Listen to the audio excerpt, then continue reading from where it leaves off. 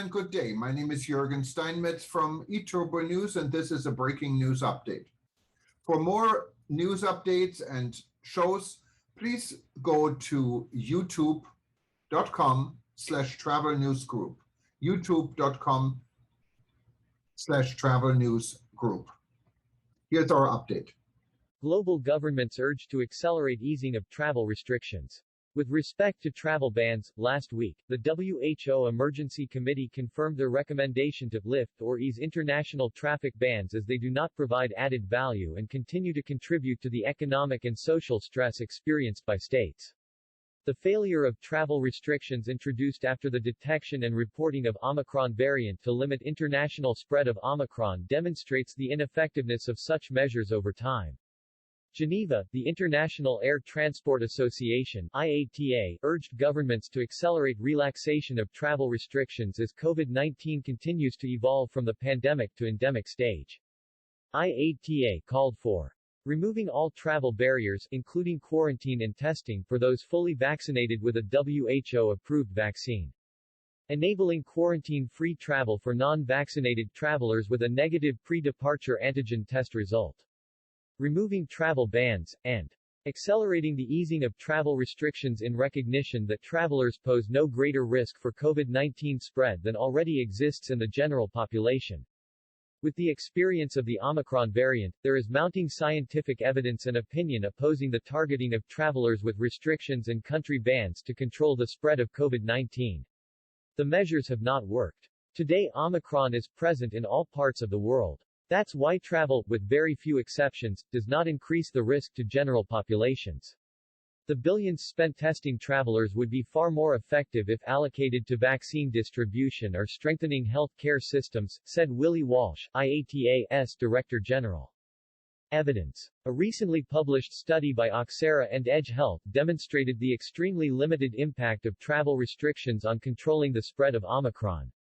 The study found that if the UK's extra measures, with respect to Omicron had been in place from the beginning of November, prior to the identification of the variant, the peak of the Omicron wave would have been delayed by just 5 days with 3% fewer cases. The absence of any testing measures for travelers would have seen the Omicron wave peak 7 days earlier with an overall 8% increase in cases. Now that Omicron is highly prevalent in the UK, if all travel testing requirements were removed there would be no impact on Omicron case numbers or hospitalizations in the UK. While the study is specific to the UK, it is clear that travel restrictions in any part of the world have had little impact on the spread of COVID-19, including the Omicron variant. The UK, France and Switzerland have recognized this and are among the first to begin removing travel measures. More governments need to follow their lead. Accelerating the removal of travel restrictions will be a major step towards living with the virus, said Walsh. With respect to travel bans, last week, the WHO Emergency Committee confirmed their recommendation to lift or ease international traffic bans as they do not provide added value and continue to contribute to the economic and social stress experienced by states. The failure of travel restrictions introduced after the detection and reporting of Omicron variant to limit international spread of Omicron demonstrates the ineffectiveness of such measures over time.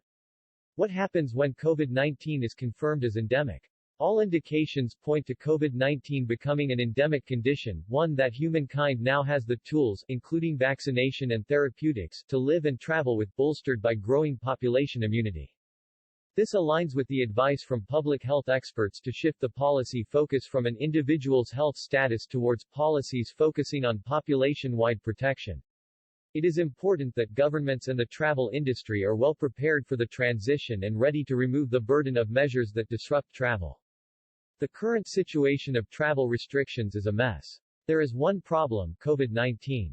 But there seem to be more unique solutions to managing travel and COVID-19 than there are countries to travel to.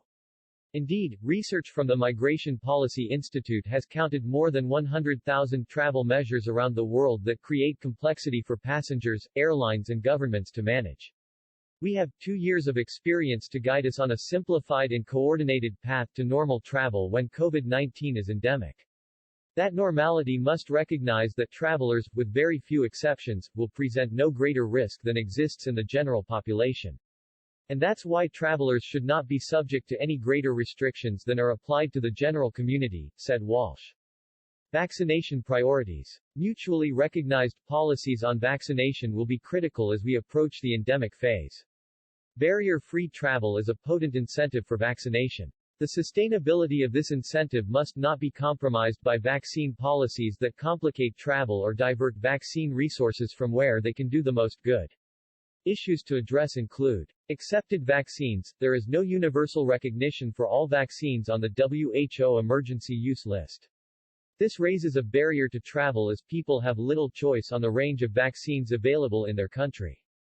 Validity. There is no alignment on the length of vaccine validity. This will become a barrier to travel as eligibility for boosters is controlled by national policies. Unduly short validity periods that effectively require air passengers to get regular booster jabs to travel internationally will consume resources that could support primary vaccination in the developing world and booster doses for the most vulnerable. It is reported that the WHO's chief scientist called for booster doses to be used to protect the most vulnerable, to protect those at highest risk of severe disease and dying. Those are elderly populations, immunocompromised people with underlying conditions, but also healthcare workers. Distribution priorities. The calls of WHO and health experts for vaccine equity are not universally prioritized. Only half the states in Africa have been able to vaccinate more than 10% of their populations, while many developed countries are reducing vaccination validity and considering second rounds of boosters. This creates a barrier to travel and strains testing resources in parts of the world where vaccine distribution is less advanced. Urgent consideration is needed for several critical concerns regarding vaccines. While Europe is aligning around a 9-month validity period for primary vaccinations, this is not universal. And booster shot validity has not been addressed. As the first quarter of the year is key to bookings for the peak northern summer travel season, it is important to provide certainty to potential travelers as early as possible. Governments have declared intentions to support a travel recovery. Addressing questions on vaccination validity is a key element, said Walsh. Industry and governments finding solutions together.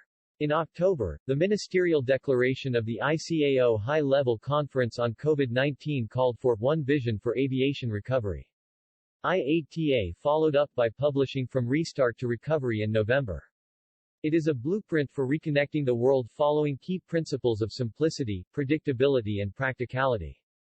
The overreaction of many governments to Omicron proved the blueprint's key point, the need for simple, predictable and practical means of living with the virus that don't constantly default to connecting the world.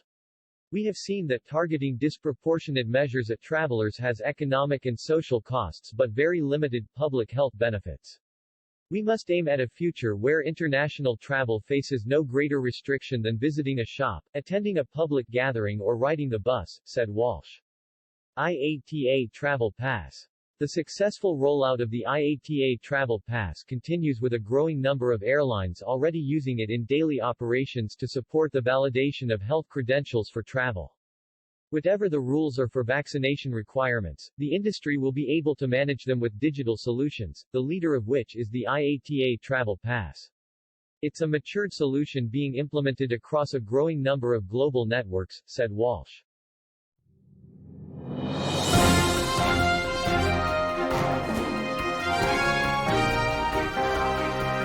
Thank you for listening to our news update.